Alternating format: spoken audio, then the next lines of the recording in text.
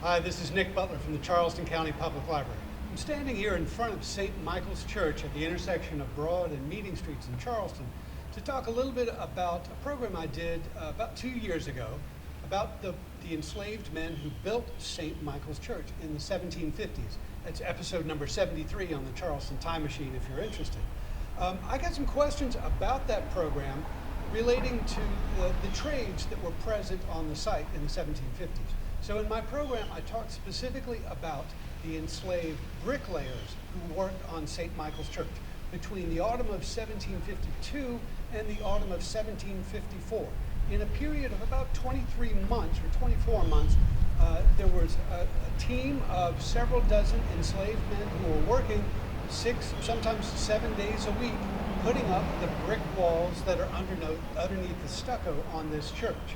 And when they got to the top of the walls, and that included the columns here facing Meeting Street and the brickwork of the steeple, after 2 years of work, they laid the last of the bricks that formed the shell of this building, and they celebrated by having a drink of some kind of alcohol.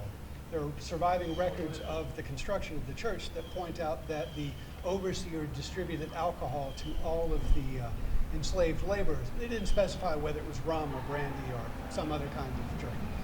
But that 2-year process, for which there are unique surviving records at the South Carolina Historical Society, which is just around the corner here in the fireproof building.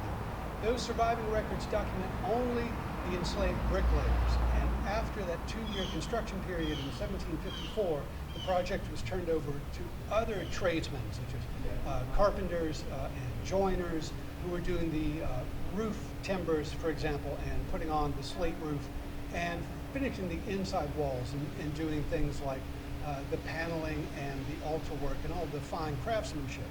For that, there are a smaller amount of records and far fewer details and far fewer names of the tradesmen themselves. So as I mentioned in that podcast about the enslaved men who built St. Michael's Church, we're really lucky to have this small collection of records from that 24-month period of time that give us the names of the men who actually built this church. Without those records, we really would have not such a good idea about how much labor and personalities that went into laying the bricks for this fine church.